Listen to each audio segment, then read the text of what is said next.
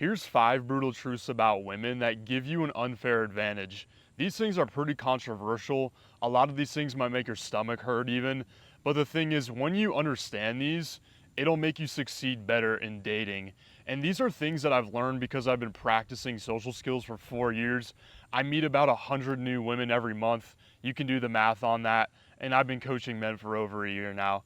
Now, the first brutal truth that I have to tell you guys about today is that the best guy does not get the girl, but the boldest guy usually does. Okay, so there's a guy that would be very good for the girl, okay, and he would be the absolute best option for her. He's very kind, he has an amazing future, okay, and he would take her on amazing vacations. Okay, well, there's that guy, and then there's the bold guy. This might be a guy who smokes weed all the time, plays video games. He has no real goals in life, and he actually treats her very disrespectfully.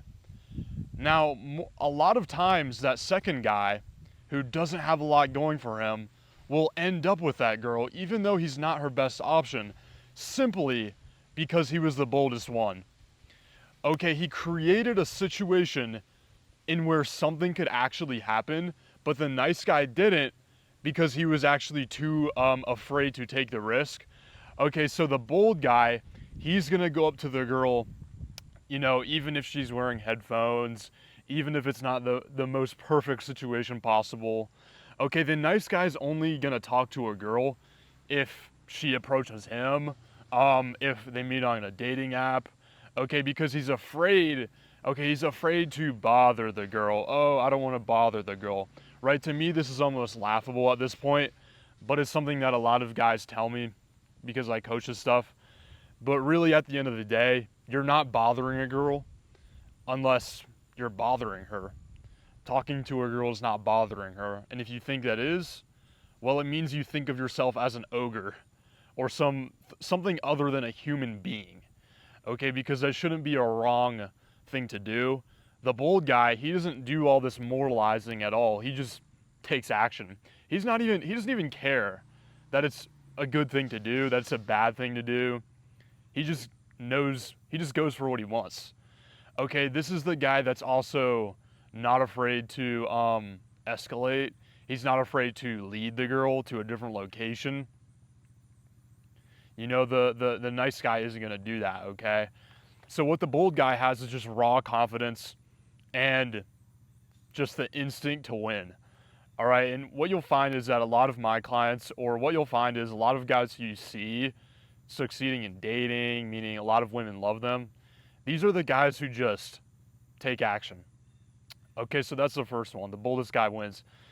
The second brutal truth about women is she's probably not an angel, bro. And this is one that might make you offended. This is one that might make you even like sick to your stomach a little bit. But you'll understand why I'm talking about this, and it's not just to have a boys versus girls moment like a red pill YouTuber. Okay. All right. So if we look statistically here, and we look at the data, if that girl has been to college, which I think about over 50% of women are going to college now, so statistically she has been. But either way, if she has been to college, then statistically she has, what do they say, given up the goods.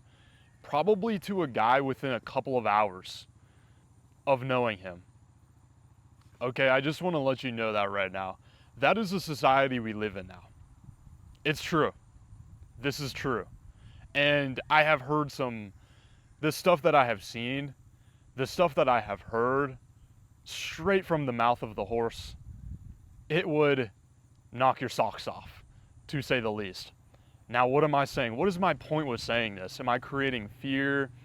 Am I saying, is this a boys versus girls moment? Okay, no, there's some practical takeaways that you need to understand from this. All right, so it's a fact that it's going to be very hard for you to find a virgin. It's going to be very hard for me to find a virgin, you, everybody, okay? That's just how it is now. So what I'm saying is that girl you're talking to has probably had some experience in the past, but the way that a lot of guys are interacting with that girl is framing her as inexperienced. Okay, they're treating the girl sort of like a virgin princess, or they're treating her like she's a nun. All right, so guys are sort of still stuck in like a pre 1960s, 1970s sort of mindset around women when things have changed. All right, so what I'm saying is they're framing her as the inexperienced girl. Okay, so they're not flirting with her, or they're afraid that even teasing the girl is gonna be too much for her. Like, you shouldn't do that, or you should never, under any circumstances, sexualize something in a conversation. Okay, you should never, there's never a moment for physical escalation, okay, to actually lead the girl. So when you're treating her like a goody two shoes, but she's not, and she knows she's not, it's almost incongruent. The girl's like, this guy must have no clue. This guy must be inexperienced. And so that leads to the second reason why you need to understand this. Because you need to start being able to pick up on how promiscuous a girl has been in the past. Okay, this is more for when you're searching for a long-term partner. But a lot of guys are so completely oblivious to a girl, let's say, being very liberated. Let's put it very nicely like that. She's very free. She has a lot of freedom going on in her life. Okay? And a lot of guys are so oblivious to this fact. Okay, and then what happens is they marry this girl, and statistically, when you marry a girl who has had, well, the more partners that a girl has had, the more likely it is, one, that she's going to cheat, because past behavior usually predicts future behavior, but two, it increases the chance of divorce by a large number. I don't have the number off the top of my head. Okay, so that is the reasons why I'm saying this. Number one, you have to understand she's not like a nun. Like, you can flirt with her. Okay, like you can tease the girl. It's okay.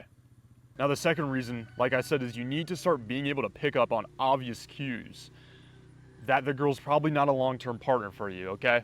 And the third brutal truth about women is they do whatever their emotions tell them to do. Oh, why did she ghost me? It's because she felt like it. Oh, why did she break up with me? It's because she felt like it. Okay, why did she go with that guy and not with me? It's because her emotions in that moment told her that it felt good. Okay, so that's how she decided. And then what she did afterwards was she rationalized it with logic. Oh, it's because of this or that. When really, it was just a feeling. Okay, so can be pretty sad for some guys who get this wrong. Okay, some guys will spend 10, 15, 20 years getting themselves to a good place in their career. Okay, just spending all of their mental effort, all of their physical effort on getting a promotion, making money, getting that PhD, okay, and basically collecting these resume items, whatever else that might be. Okay, and then what happens is they then take that into a social environment, or they start talking to a girl and they will try to lead with that because they spent all of that time thinking that if they just got the credential, if they just got the net worth, then dating would be automatic for them.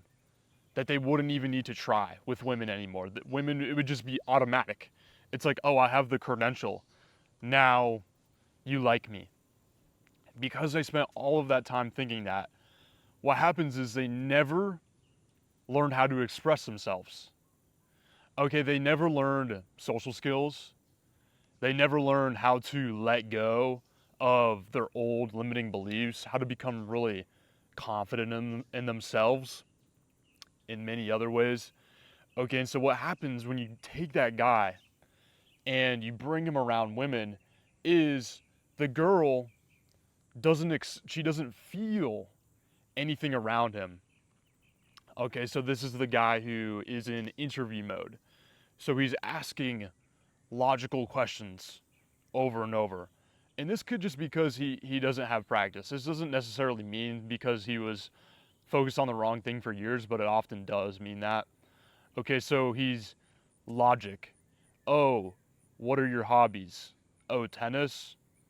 Why? How long have you been playing tennis? Oh, where are you from? Okay, and it's sort of all of these, once again, logical things. And something that I've experienced is that in a lot of the girls that I hang out with, it turns out that by the time, like, let's say, let's say we go to in a different venue, or by the time we're on a date with each other, oftentimes the girl doesn't even know my last name. Okay, she doesn't know my age. She doesn't know what I do for work. She doesn't know how many siblings I have. Almost every time that I go on a date with a girl, she doesn't know any of these things. Okay, so why is that the case? Well, it's because I'm joking around with her. I'm expressing my opinion. I'm teasing her. I'm talking about stuff that's going on in the moment. Okay, and I'm not under any sort of illusion that just by getting to know a girl and just by her getting to know me, that creates attraction. That comes after the attraction. The girl doesn't care about getting to know a guy she's not attracted to. It doesn't make sense. It's not congruent. Okay, so you have to understand that women, they just go with their emotions. And that is why you need to learn, if you want to attract women, how to give them an emotional experience, how to have fun, how to make her feel something, some sexual tension. That is what you need to learn. And that is why a lot of times guys, similar to point number one, oftentimes it's the boldest guy who gets the girl and not the best guy for the girl. Okay, it's oftentimes the guy who knows how to get the girl to feel something, not the guy who's rich financially, not the guy who was an Eagle Scout. And the fourth brutal truth about women is there's no such thing as a good girl or a bad girl. There's only such thing as a low interest and a high interest girl. Okay, what do I mean by this? What I mean by this is that when a girl is highly attracted to you, you will find that she's very easy to get along with. She's very sweet and very kind. She's laughing at all your jokes. She's making things very delightful and very easy for your life. But then what you're going to find is that that same girl, if, let's say, you do something weird, like something really weird that you can't come back from, okay? Or let's say, basically she loses attraction for you. That could happen many different ways. What you're going to experience in your life is that that girl will shapeshift into a completely different human being than she was before. You might find out that, oh, all of a sudden, she doesn't like playing tennis like she claimed she liked to do, you know, when she was really attracted to you. Now, am I saying there's no women that lack morals? Absolutely not. But the thing is, that same girl who sort of like doesn't have a lot of moral integrity, if you put a guy who's very valuable to her in front of her, all of a sudden she has a cross necklace and she's praying, you know, 5 times a day, all of a sudden. And so it's always the case that when you see a guy complaining about women and sort of generalizing that all women are cooked, it is the case that he's not attractive to women. So he's only experiencing the side of women that gives him the cold shoulder. That is how it works. That is the unfortunate truth of life. And the fifth brutal truth about women is they will try to provoke a negative emotional response from you.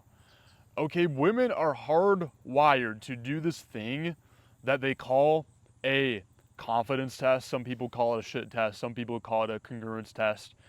But it is a test. And all women are hardwired to do this. Okay, to see how stable you really are, to see if you are insecure or not. Okay, how will they do this? They will try to say something that puts you in a compromising frame. Like, let's say they try to frame you as low value, or they try to frame you as weird, or short, or fat, or ugly, okay, to your face, and then they want to see how you're going to respond. Okay, what's an example of that? Okay, one thing might be like, let's say you happen to be at a bar alone. Like maybe none of your friends wanted to go out that night, or maybe you're traveling, okay, and you're out at the bar alone. Maybe the girl that you're talking to, she's gonna be like, why are you here alone? Where are all your friends? And you're like, oh, none of my friends wanted to go out tonight. Or you're just like, oh, I don't have any friends. Whatever you wanna say, right? And then so that girl might poke a little bit harder on that. She's gonna be like, wait a second, why don't you have any friends? What are you, some sort of loser? Okay, this is going to happen. If you go out at nighttime, you already know what I mean. Okay, women are going to test you. And it's important to understand that this is simply a test. So the worst thing that you can do here is take it personally. She's just giving you a test to see how you respond. That's all for the video today, guys, and I'll see you soon.